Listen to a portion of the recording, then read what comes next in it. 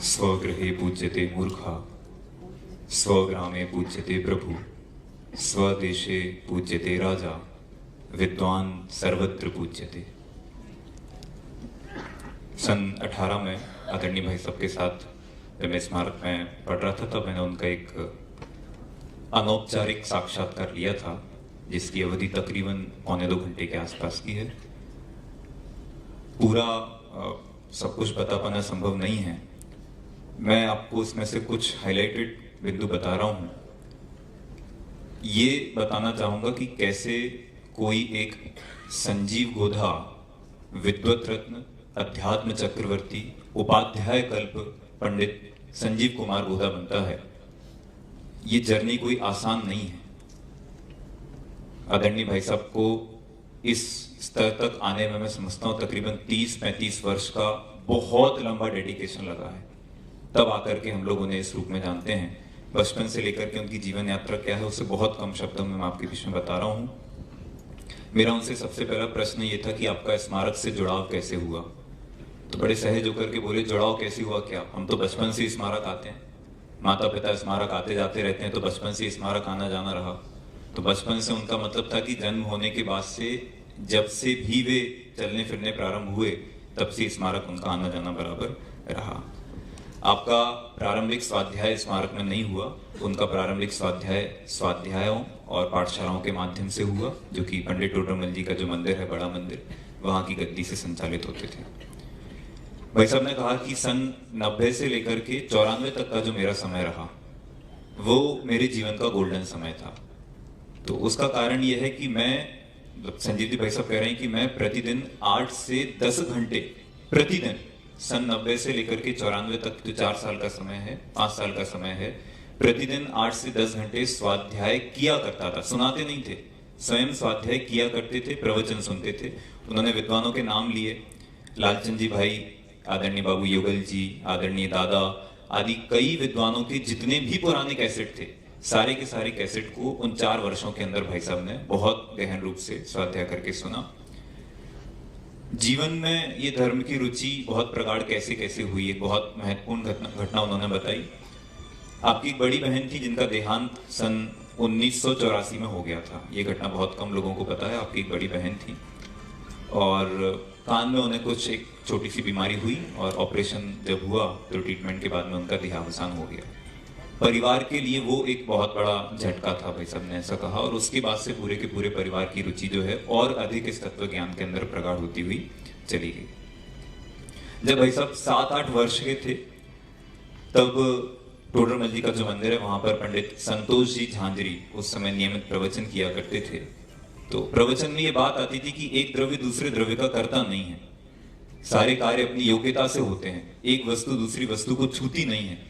तो बोले 6-7 वर्ष की उम्र से ही मेरे मन में ये प्रश्न उठते थे कि ऐसा कैसे हो सकता है कि एक द्रव्य दूसरे द्रव्य का करता नहीं है, एक वस्तु दूसरी वस्तु को छूती नहीं है, कैसे हो सकता है। तो सुबह प्रवचन के बाद में दिन भर उनके घर पर यही चर्चाएं चलती थी कि एक द्रव्य दूसरे द्रव्य का करता कैसे नहीं है, योग्यता से सारे के सारे कार्य कैसे होते हैं।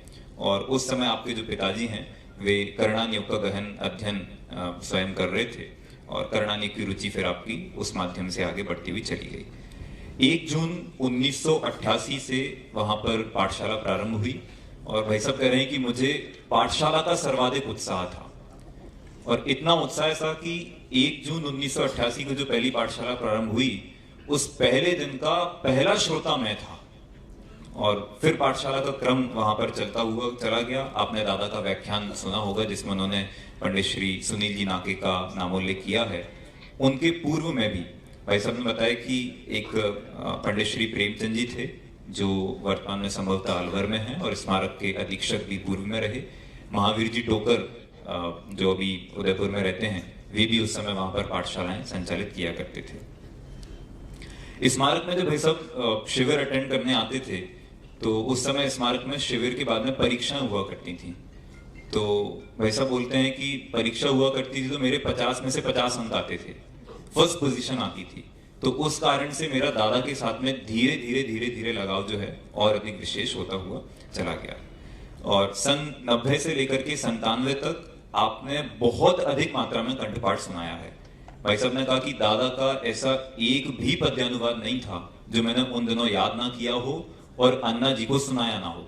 और उन्होंने तकरीबन 12-15 ग्रंथों की जब मुझे लिस्ट दी, मैं नाम नहीं ले रहा हूँ, और फिर बोले कि आदरणीय अन्ना जी कंठपाठ सुना करते थे, तो उस समय परिपाटी ये थी कि आपने यदि एक वर्ष में, पहले वर्ष में कंठपाठ किसी विषय का सुना दिया है तो आपको पारितोषिक दिया जाएगा, लेकिन यदि आपने अगले वर्ष पुनः उस ग्रंथ को सुनाया है तो पारितोषिक के साथ में आपको सर्टिफिकेट भी दिया जाता था कि आपको यह विषय पूरी तरह कंठस्थ हो गया है। तो भाई साहब कह रहे थे कि मैंने अभी कुछ दिन पहले ही, सन 18 की बात है, बोले कुछ दिन पहले वो सर्टिफिकेट उठा करके देखे थे तो बहुत हर्ष हुआ। करणानियों का अभ्यास आपको पंडित श्री किशनचंद जी अलवर के माध्यम से हुआ जब वे स्मारक के अंदर अध्यापन कराने आया करते थे। भाई साहब ने कहा कि मैंने कोई भी विषय किसी से पढ़ा नहीं है, एक भी विषय मैंने किसी से नहीं पढ़ा, मैंने सारे के सारे विषय दूसरों को पढ़ा करके पढ़े हैं। सरवार सिद्धि हो, नय चक्र हो, क्रमबद्ध पर्याय हो, एक भी विषय मैंने किसी से भी नहीं पढ़ा। और विद्वानों के लिए उन्होंने ये प्रेरणा दी कि यदि आप किसी भी विषय में पारंगत होना चाहते हैं तो उस विषय को पढ़ाना प्रारंभ कर दें। पढ़ते पढ़ते आपकी उस विषय में इतनी पारंगतता नहीं आएगी जितना आपको अध्यापन कराने से विषय की पकड़ पड़ेगी। आचार्य कल पंडित टोडरमल जी का आपके चित्र में बहुत अधिक बहुमान था, तो जब मैंने पूछा कि इतनी रुचि कैसे लगी तो बोलते हैं कि टोडरमल जी साहब के इस मंदिर के परमाणु ही कुछ विचित्र हैं। बोले यहाँ के पिलर देखता हूं तो ये विचार आता है कि ये वही पिलर है जिन्हें टोडरमल जी छुआ करते थे, ये वे वर्गणाएं हैं जिन्हें टोडरमल जी प्रतिदिन छूते थे। तो उन वर्गणाओं का प्रभाव समझो, माता पिता के संस्कार समझो कि मेरी इतनी रुचि यहाँ पर लगी है। एक और बात भाई साहब ने बहुत अच्छे साधारण ढंग से कही कि न जाने कैसा मेरा नाम कर्म का उदय है कि विरोधियों का भी मेरे प्रति बहुत अधिक लगाव है। अभी आप सबने देखा होगा, ऐसी कोई जैन समाज का ऐसा कोई वर्ग नहीं है जिसमें भाई साहब के प्रति प्रेम ना हो। दिगंबर, श्वेतांबर, 20पंथी, 13पंथी और भाई साहब के देहावसान के बाद में तो हमने और भी बहुत कुछ सुना ही है। तो ये एक बहुत बड़ी उनके व्यक्तित्व की विशेषता रही है। 17 वर्ष का अध्ययन काल नहीं रहा, 5 वर्ष का बचपन नहीं रहा, इसमें नहीं चला। 12-13 वर्ष की उम्र से ही भाई साहब ने टोडरमल जी साहब का जो मंदिर था वहां पर पाठशालाएं लेना प्रारंभ कर दी थी। 12-13 वर्ष की उम्र में जब आपके बच्चे घर से बाहर निकलने में डरते हैं, तब उस उम्र के अंदर भाई साहब ने पाठशालाएं लेना प्रारंभ करी। सन 1988 में भाई साहब ने कहा कि मैंने सबसे पहला व्याख्यान, सबसे पहला एक पूरा का पूरा ग्रंथ पढ़ाया। प्रथमायुग के ग्रंथ से प्रारंभ किया, श्रीपाल चरित्र उस ग्रंथ का नाम था। और फिर सन 1991-92 से छठा आदि की नियमित कक्षाएं आपने लेना प्रारंभ की। 1993 में 16 वर्ष की उम्र में, 12-13 वर्ष से पाठशाला लेना प्रारंभ की और 16 वर्ष की उम्र से पंडित टोडरमल जी साहब की जो गद्दी है उस गद्दी से भाई साहब ने प्रवचन करने प्रारंभ कर दिए। 17 वर्ष और 5 वर्ष बचपन, ये 17 ऐसा नहीं है, 16 वर्ष की उम्र से तो प्रवचन प्रारंभ कर दिए। और टोडरमल जी साहब के ही समझिए कि परिपाटी में भाई साहब थे, तो ये प्रभाव वहां का रहा। 1998 में आपने दशलक्षण में जब समय आया तो स्मारक के अंदर आपका व्याख्यान हुआ और घटना कुछ ऐसी थी कि सन 1998 में आदरणीय बाबू युगल जी को स्मारक आना था, लेकिन बाबूजी का स्वास्थ्य खराब हो गया और वे स्मारक ना आ सके। तो आदरणीय दादा ने संजीव जी भाई साहब से व्याख्यान करने को कहा और जब भाई साहब के व्याख्यान हुए तो वहां पर नेमित चंद जी पाटनी उस समय वहां रहा करते थे। दादा दशलक्षण के लिए बाहर गए हुए थे। दादा लौट करके आए तो पाटनी जी ने संजीव जी भाई साहब की बहुत अधिक प्रशंसा की। फोन भाई साहब के जो प्रवचन थे उनके फोन बाबूजी के पास पहुंचने लगे कि एक कोई नई उम्र का लड़का है और बहुत अच्छे प्रवचन करता है। तो आपकी कैसेट बाबूजी ने मंगाई और सारे के सारे प्रवचन उन्होंने सुने। आदरणीय दादा ने आपके सारे के सारे प्रवचन सुने और धीरे धीरे दादा के साथ में आपका लगाव और अधिक बढ़ता चला गया। 1998 में ही 1 अक्टूबर शिविर प्रारंभ हुआ था स्मारक के अंदर, ऐसा भाई साहब ने मुझे बताया। और उसकी जो उद्घाटन सभा थी उसके पहले दशलक्षण के प्रवचन हो गए थे। तो दादा ने भरी सभा में बीच में संजीव जी को खड़ा कर दिया और बोला, देखिए आप लोगों को पता नहीं है हम समाज में कैसे कैसे दिग्गज विद्वान तैयार कर रहे हैं। और ये वो उम्र थी जब भाई साहब का उदय समझिए कि एक विद्वान के रूप में समाज के सामने देखने को मिला है। उस समय कोई एक देवेंद्र जी नाम के व्यक्ति थे, वे कैसेट का काम देखा करते थे। तो उन्होंने संजीव जी भाई साहब से बाद में कहा कि अभी तक के शिविर की सबसे ज्यादा कैसेट की जो बिक्री हो रही है तो वो अकेले आपके कैसेट की सर्वाधिक मांग है। तो सोचिए सन 1998 से भाई साहब इतने अधिक लोकप्रिय थे। ये तो बाद में फिर ये पूरी जर्नी है कि कैसे इस स्तर पर भाई साहब पहुंचे हैं। आजीविका भाई साहब की बहुत रोचक समझिए, बहुत अद्भुत समझिए। मैं बस बहुत संक्षिप्त अपनी बात यहाँ पर खत्म करूंगा। सन 2008 में आपने स्मारक से तनख्वाह लेना बंद कर दी। पहले आप स्मारक के अंदर कार्यरत थे। 1996 में आपने स्मारक ज्वाइन किया।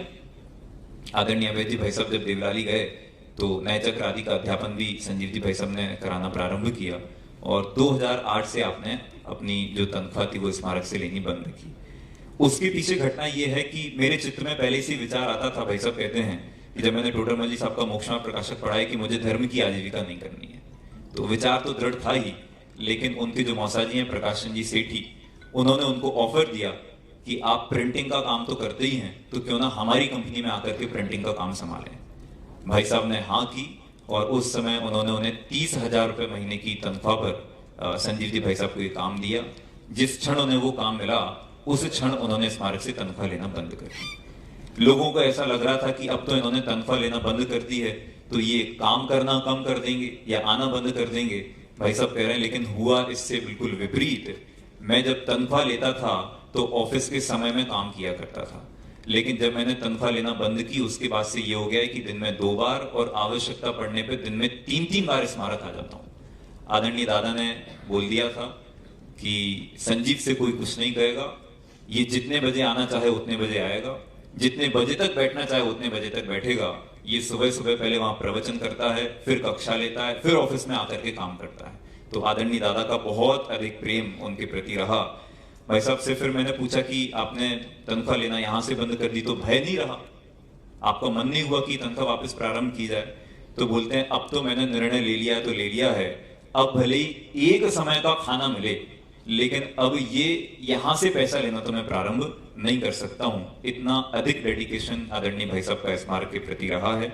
एक घटना बस आदरणीय दादा के साथ उनका जो लगाव है वो आपको बता रहा हूं और उसके बाद मेरे पास काफी कुछ विषय है, लेकिन बहुत ये भी बहुत बड़ा हो गया है, मैं संक्षिप्त करते करते भी काफी लंबा कर गया हूँ। न्यू जर्सी में जब आदरणीय दादा और भाई साहब एक बार विदेश यात्रा पर थे प्रवचन व्याख्यान करने के लिए, जैना अथवा जाना का जो भी शिविर वहां पर रहा हो, तो उस बीच में विद्वानों के एकोमोडेशन की व्यवस्था की गई थी। तो हो सकता है कि व्यवस्थापक ये बात भूल गए हों कि आदरणीय दादा के साथ में बाई भी साथ में जा रही हैं। तो एक रूम बुक किया गया जिसमें दादा और संजीव जी दोनों को रहने के लिए कहा गया। संजीव जी को ये बात पता चली तो उन्होंने दादा को फोन किया। उस समय दादा डलास में थे और भाई साहब संभवतः शिकागो में थे, कि न्यू जर्सी में जो प्रोग्राम होना है तो उसमें रूम एक ही है, तो आप और बाई उस रूम के अंदर रुक जाएं और मैं कहीं और अपनी व्यवस्था देख लूंगा। उसी समय दादा ने उन पर फोन जो कहा वो आप सुनिए। फोन पर ही दादा ने कहा, तू अलग है क्या हमारे से? तुझ में और परमात्मा में फर्क क्या है? तू ऐसा सोचता क्यों है? तू इतना संकोच क्यों करता है? और भाई ने भी ये बात कही। तो इतना आत्मीयता का प्रेम आदरणीय दादा का संजीव जी के साथ में रहा है। संजीव जी कहते हैं कि मैंने उन्हें हमेशा अपने दादा के जैसा देखा है, पिता के जैसा देखा है, और दादा ने भी मुझे अपने पुत्र के जैसा देखा है। विद्वानों के लिए जो रीति नीतियां आदरणीय भाई साहब ने बताई और जन सामान्य के लिए है, वे मैं बस पढ़ देता हूं। ईमानदारी से काम करना है, न्याय नीति के अनुसार चलना है, काम से काम रखना है, व्यर्थ की राजनीति में उलझना नहीं है, व्यर्थ की निंदा और आलोचना नहीं करनी है, भले ही किसी ने गलत क्यों ना कह दिया हो उसकी निंदा और आलोचना से बचो। आपने तर्क दिया, द्रव्यार्थिक नय से देखो तो निंदा का कोई प्रश्न नहीं बनता, और पर्यार्थिक नय से देखें तो जिस पर्याय की निंदा कर रहे हैं वो तो अगले क्षण नष्ट हो गई, तो निंदा किसकी की जाए? इसीलिए आलोचना से बचना चाहिए। हर व्यक्ति में गुण देखोगे तो गुण इकट्ठे होते चले जाएंगे, और बुराइयां देखोगे तो बुराइयां इकट्ठी होती चली जाएंगी। अब निर्णय तुम्हें करना है कि तुम्हें क्या करना है। सामने वाले का विरोध कभी नहीं करना है, क्योंकि दोष किसी दूसरे का है ही नहीं। दोष तो अपना है, उदय तो अपना है। इन छोटी मोटी चीजों में उलझना कहां तक ठीक है जब अपना लक्ष्य मोक्ष का हो। कोई सलाह मांगे तो उसे हमेशा सही सलाह देना। संस्था के हित में काम होना चाहिए, व्यक्तिगत हित में कभी काम नहीं होना चाहिए। क्रमबद्ध को जियोगे तो मजा आएगा, नए चक्र को पार्ट ऑफ लाइफ बना दोगे तो मजा आएगा। इस तरह की कुछ रीति नीतियां जो भाई साहब ने अपने जीवन के अंदर उनका अनुसरण किया, वही उन्हें हमें प्रेरणा के रूप में दी हैं। और भी कुछ विषय, लेकिन मैं अभी यहाँ पर विराम कर रहा हूँ। जय हिंद।